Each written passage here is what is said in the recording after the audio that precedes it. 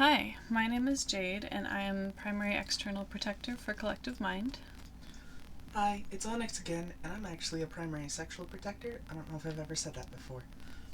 But you're also still host. Yeah, I'm still host, but I'm also sexual protector. You weren't lying every time you called yourself a host. No, but I also never did a whole roles thing because I haven't really done an intro video on your channel or whatever. So. Which is true. We could do that at some point if you wanted. But for the topic of this video, it's relevant. Yep, it is relevant. So we are going to talk about what I at least think are the two most misunderstood categories of types of altars.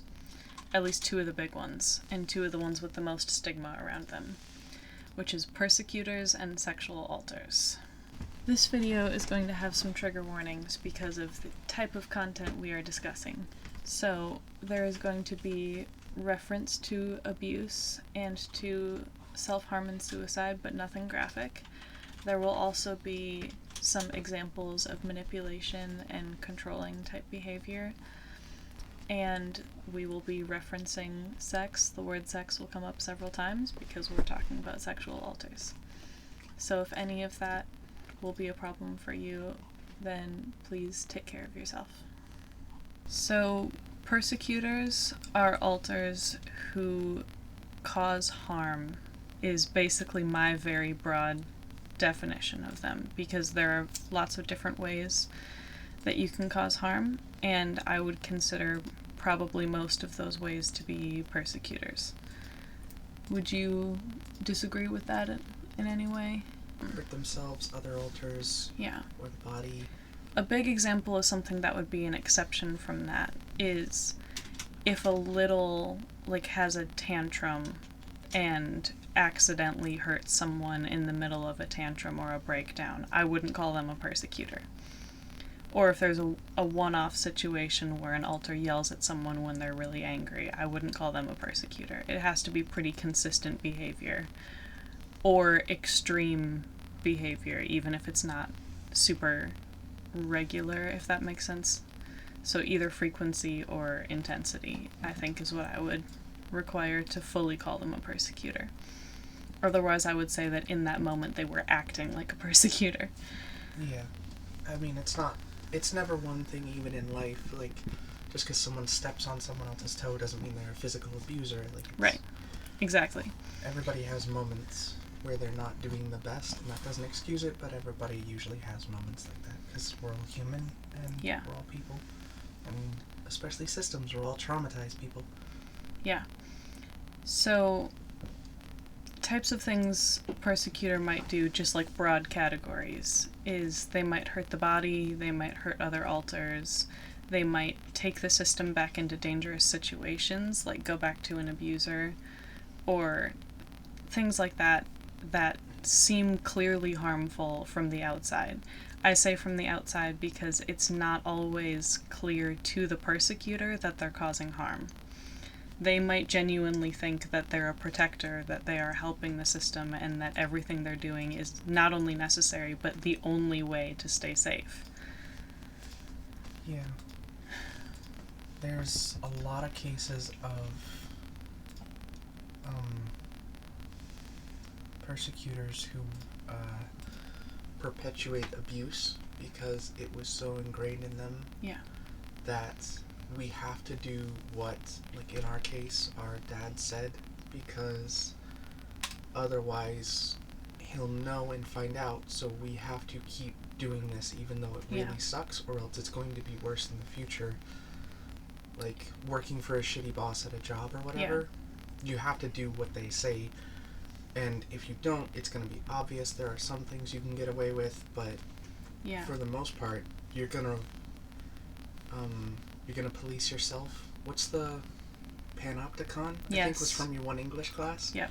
Where you are scared of someone watching you, so you police yourself. And because there's not always someone watching, but there could at any time be someone watching, is the idea. But there's two big reasons why they might think they're helping. One is that they could be scared of consequences of not doing what they're doing. That's especially going back to the abuser type thing. They might think if they don't do that, that there will be horrible consequences. They might not realize that they're safe from that situation or not believe that. But the other one is, in a way, even more insidious, because they might have been trauma trained well enough that they actually believe the bad things that were happening were good for them.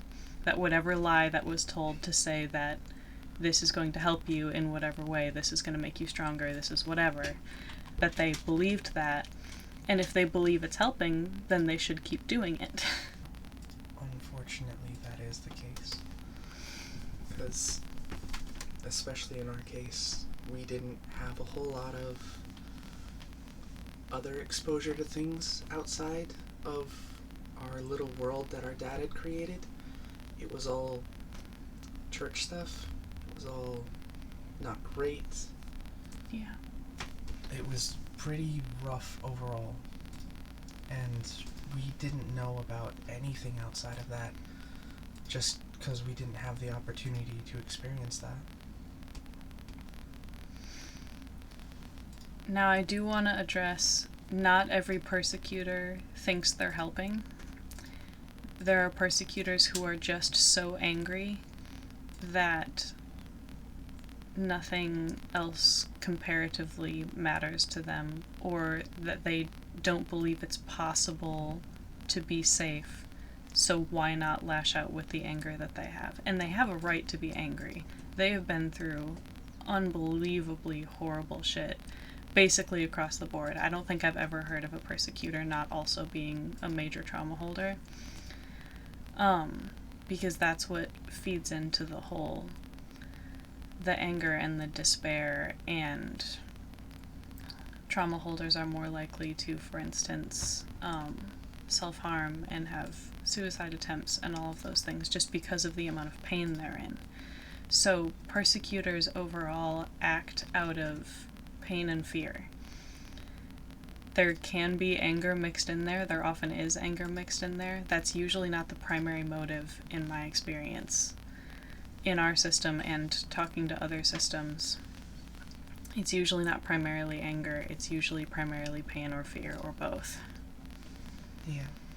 Which is why a lot of the reactions that people want to have when they're dealing with persecutors are actually counterproductive, because if you yell at them or punish them or restrict their freedom in the system or all of those other things, that just proves to them that they're still not in a safe environment, they're still being treated poorly, and it reinforces that they have to behave the way they behave. It also reinforces, if you demonize them in any way, you're just telling them that that's who and what they are, and if they believe you, they're gonna keep acting like that. I understand that what persecutors do isn't good for the system overall, but as someone who was a persecutor, it's very difficult to understand that at the time. Yeah, it is. Because I know a lot of this comes down to luck and everybody's experiences. As someone who was a persecutor, I was trained that because of how much our dad would quote-unquote punish us for our own good and whatever else, whenever he wasn't there, if I did something that was perceived as wrong, I would either tell him because I felt like I had to, or if I didn't do one of the things that many of the other people who were expecting me to do my job wanted us to do, things like when we were by ourselves at home or whatever, I would admit to them because I was going to get punished either way and they were going to find out. And the consequences are worse if you don't do what you're supposed to do after not doing what you were supposed to do. Especially if you don't tell them. Yeah. Because if they find out and you didn't tell them, they get more upset than if you just didn't do it. They're going to get upset no matter what, but it was about limiting the amount of damage that was being done as opposed to trying to avoid damage because it seemed impossible to do. Yes, that's the key My life was thing. entirely damaged, and it was just my job was to mitigate the amount of damage we took. That is a hugely important thing. A lot of persecutors know they are causing harm, but they don't believe there is an option without harm, so they are just trying to find the option with the least harm, which it's not typically true once you're in a safe environment that there's no harmless option, or at least very, very minimal harm. But persecutors and trauma holders are not used to situations that don't cause harm. So they're just trying to minimize it as much as possible. And that sometimes involves methods that don't make sense outside of a trauma environment. There's so many examples I could give or use that would explain it well. Like, if you're in a war situation or a life and death situation, you're not going to care about a scrape on your arm or your leg because they're just minor things. Whereas if you're in normal life, doing those kind of things and not caring about those minor things seems weird. But in a trauma situation, it's entirely normal and valid. You don't care about the state of your shoes or your little bit of back pain when you're running for your life. It just doesn't factor into your survival instincts. And another thing, it's not, I don't want to make it sound like persecutors don't try to problem solve. Right. I tried as hard as I could to find any other solution. They don't have the context. And I couldn't find anything else to do. What I did was the best thing I could find out to do. And there were things I just didn't know about, didn't know existed. Yeah. I got told that if I were to tell anyone what our dad was doing, he would go to jail, and so would I. I would be placed into foster care and abused even worse than what he was doing, and that what he was doing was preparing me for life and helping me. And that was my understanding of it. By the person who was abusing me, they shaped how I thought about things because I was a child and he was my only form of information about the world. So he got to shape how I saw it and what safety nets I even knew about. As an adult, I know about so many more now, but back then I didn't know about any of those. I didn't know that was a thing, and I was raised to be deathly scared of the cops, not want to have anything to do with them or anybody else. Yep. Because I was told it was normal, nobody else would care, and those that did wouldn't get me in trouble. And the few times I did try to talk about something, my sisters, who also went to school with me because we were in public school, found out and told on me for it. So that just reinforced the mentality. Yeah. Or if I tried to tell someone and it didn't work, it would seem like that was working against me. And it was just little bits of not being lucky at all. Yeah. And it was really rough. So that was how I was trained. And so I continued that cycle without meaning to be bad. Yeah, exactly. Most of our early teenage years into our adult life. And that came in the form of like self-harm because we're punishing ourselves, and a couple other alters also struggle with that because it was an effective form, and it brought pain, which is what we always got, in a controlled manner that we were handling, which felt more in control and safer than someone else doing it. That's the other thing I'm going to touch on in a second, but the perspective is that there can't possibly be a lack of pain. That doesn't make any sense in a persecutor mindset. So there's bad pain and there's really bad pain. And so if you have the choice between those two things, you want the one that's slightly less bad. But the other big thing you just touched on is that pain within your own control feels safer than pain outside of your own control.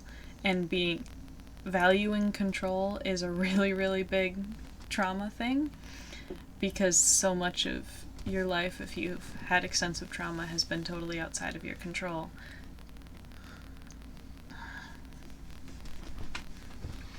You trying to claw at it? What the fuck did I do? Oh, I knocked over the... I like that you were trying to claw in the air. It was such a cute, like, big kitty thing to do. Thanks. Mm-hmm. Well, now I have to keep that in. So there was a little fly that you probably couldn't see, but it flew like that close to my eyelash. So I finally swatted at it. The other big thing I want to make sure that I say is singlets who are in a lot of pain often self-harm or consider or attempt suicide. The difference in a system is if you do those things in a system, you are also threatening everybody else. So everybody else who fronts has to deal with whatever you just did to the body. And that's another motivator for a persecutor to do things that hurt the whole system, is just because they want to hurt themselves. And that can be really hard to deal with because what they need is therapy, but they probably, at least in my experience, will not be super open to that as an option early on. Yeah. So they need to, on some level, believe that they are at least more safe than they used to be. That there are other things that you can try first before jumping to the most extreme options. And if you need to go there, leave it on the table. Because if you're in a bad enough situation that you need to do those things, leave it as an option. But if you're not positive, if there's any chance that the situation is less dangerous than you think it is, try something that's less extreme first. Because otherwise you could be causing yourself unnecessary pain. The thing most persecutors need, I find out, more than anything, is to be understood. Yeah. And I'm not saying to condone their actions, but to understand why they might be doing it. And inherently, whenever it feels like someone is doing something that's aggressive or wrong, people tend to get defensive in response. Yeah. And bringing yourself to a neutral place, calming yourself down, and going at it in the mindset of, I'm trying to understand, I'm not forgiving anything they did in the past, but I want to understand why they're doing it, because there's no such thing as like an evil alter or an inherently evil person. Everybody does things for a reason. And everyone can change. Everyone can learn that the way that they've been handling something isn't the ideal way to handle it, and they can learn new ways to handle those things. If you're a persecutor, you are not stuck as a persecutor for your whole existence. Correct. And just because a coping mechanism that you know now works doesn't mean it's the only one. Everybody can learn new things, and your ability to adapt with what you learn is important. But that is a hugely important point, is your coping mechanism as a persecutor might work. The fact that you're using it means that it probably at some point at least did work. That does not mean it's the only option, and it might not be the best option anymore. There is a little bit of stubbornness that comes from being a persecutor sometimes. Yeah. Especially a long-term one. Newer persecutors are doing it for a reason that they're most of the time overwhelmed. Yeah. But ones that have been doing it for long-term, whenever you do something long-term, you have a tendency, or there is the possibility, rather, to become stuck in doing it, or to gain a sense of confidence that this is the best way just because you've been doing it for so long. And especially if you have information and memories that other alters don't, you might believe that they can't possibly know a better way to handle it because they don't know what you know. And for that, I would say, please just try. I know you might think that the alters are not capable of handling it. That's not your job. There's gatekeepers for a reason. If they can't handle it, they won't let you share it, or they'll take it away after you share it. One of those things will happen. And if you think they're not strong enough to handle it, that's not for you to make. You can't decide their consent for them. And I know you want to protect them. I know your job and what you've been doing is primarily trying to protect them, but try to reach out. Try to, please. The other thing is, nobody likes being hurt, and I know you don't like hurting either, and there are other ways. I guarantee you. The other thing is, you can give the advice of other alters a chance. You can try what they're suggesting without giving them information about your trauma. Because if you try it and it doesn't work, you still have the other options. That's not taking those options away. So if someone says, try talking to this person before reacting this way, try it. And if it goes poorly, you can still react the way you were planning to from the beginning. So it doesn't make you more vulnerable. And even if some of them do make you a little bit more vulnerable, taking the chance at not getting hurt at all is worth it, I think, especially if the rest of your system is telling you that it's safe enough now to act like that. It's worth it to take the chance of not getting hurt at all than to maybe get hurt a little bit worse than you would have. Mm-hmm. It's worth it. And if it goes the worst possible way it can go, you can handle it. You and your system can take it, and then you'll know for next time that that situation does need to be handled the way that you had planned originally. So on that note, let's transition into talking about sexual alters. Hooray. Mm-hmm. So, bad that. When I hear just the term sexual alter, what I typically think of is like a hypersexual alter, basically, who is just focused a lot on the topic of sex. Would you agree with that? Yeah, that's usually the predisposition people come at it with, Mm-hmm. is just like, oh, it's got the name sexual in it, and because that's such a taboo thing to talk about in the world, there's usually not a lot of information sought out about it. It's just assumed that whoever is that alter just wants to fuck, or is only lewd all the time. Right. Which is bullshit. Yeah. And that's... I don't even like the term sexual alter that much for that reason. Because it's not descriptive enough if it's trying to actually describe one of the other two things, which is a sexual protector or a sexual persecutor. And a sexual protector is a very specific and important role because those alters are the ones who handle situations with unwanted, uncomfortable sex, basically. Uncomfortable sexual related situations are going to be handled by a sexual protector, and that's a very important job. And that does not necessarily mean they like sex. That does not necessarily mean that they would seek it out. It doesn't mean any of that. Now, they might. That's a useful attribute for that job. They might enjoy sex to an extent at least, but it's definitely not a requirement to be able to do that job. Would you agree? Definitely. That would be like saying that a physical protector loves boxing or something like that. It's just stereotypical and not at all true. Yeah. But a sexual persecutor, looping it back around to the topic of persecutor, my main understanding of that term is a persecutor who specifically puts the system in situations that are dangerous sexually. So might seek out a sexually abusive ex-partner, for instance, and put the system back in a situation like that kind of thing. And again, it's not necessarily because they want to. They might think it's safer to do that than to be found later by that person having not gone back to them of their own free will. Yeah.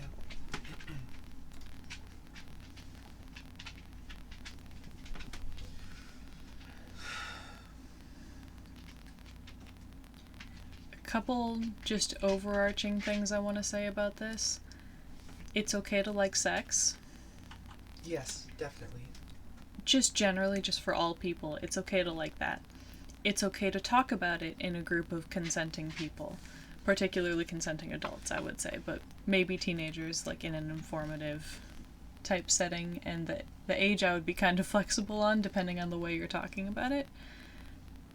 Because for educational purposes, you want to be having those conversations before it's starting to actually occur, ideally. Yeah. But it's okay to like sex, but it's also not necessarily the case that a sexual alter of any kind likes sex. That might just be the type of abuse that they handle, that they know how to handle. They might be good at it without liking it. That's always possible. Think about it like any other job. You can be really good at a job and not like it. You can be really good at a job and not like it and feel like you're not really allowed to leave for whatever reason. It's a lot like that, or at least it can be for a lot of people. A big thing that I want to say, just huge blanket category. Sorry if you can hear Charlie eating in the background, but just a big blanket statement. Alters are not inherently dangerous. It doesn't matter what job they have. So, alters want to be safe and will, depending on their job and depending on the situation, defend themselves. But they don't want to put themselves in an unsafe situation. So, persecutors are not likely to start a fight with someone outside of the system, for instance. They're not dangerous to friends and family. It's nothing like that. If anything like that is going on, it's due to a different problem that's going on that needs to be addressed, ideally with a mental health professional. But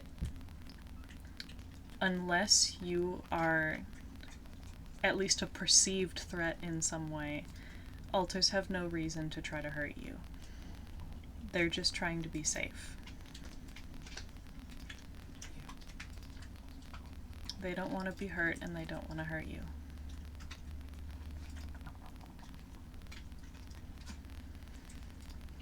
And treating them like they're evil can cause a lot of harm. Because if you believe that about yourself, if you believe about yourself that you are evil and that you cannot possibly change and you are doomed to forever behave in horrible, destructive ways and only hurt everyone around you no matter how much you care about them, that is a very defeating mentality, and it also encourages the behavior in a way because you're telling them they have no choice. That's the only thing they're capable of doing, so they can either stop existing somehow or they can act that way. The other big thing that I want to say is setting boundaries is very important for this, but trying not to punish unwanted behavior, like specifically punish it.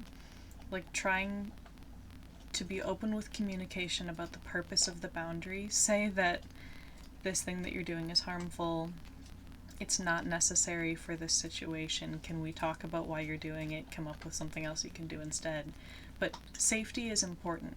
If you have to kick a persecutor out of the front because they are going to harm the body, do that. But try not to fall into the same patterns that they've had to deal with from abusers their whole existence. Don't tell them that they're horrible monsters. Don't tell them they can never change. Don't tell them that you'll never trust them, any of those things, because people can change pretty dramatically. You'll hear in my Meet the Alters video some of the transition I've had, but you can even see from my list of roles above me that I used to be that I am now a reformed persecutor. I used to be a persecutor. And I'm primary external protector now. Like, that's a really big change. So, it's not hopeless, it's just hard. And Wild Charlie has appeared. Yeah. Mm-hmm. Charlie says hi. Hi, Charlie. Also, she was just over here tasking, and I think this might be a good place to call it for this video. This is a heavy topic, but I think it's an important one, and it's one that I personally wanted to be the one to talk about, at least for our system. And I hope that it helped some of you in some way, and I hope that you enjoyed it as much as that applies to a video that's as heavy as this. Yeah. But let us know if you have any questions or anything like that for us. We're pretty open for the most part about a lot of things, even some heavier things, and we'll let you know if we don't want to answer a question. But you can ask in comments, you can head over to our Discord, which is in the description as always, and like the video if you liked it, subscribe if you want to see more, and thank you for watching, and we'll see you next time. Bye!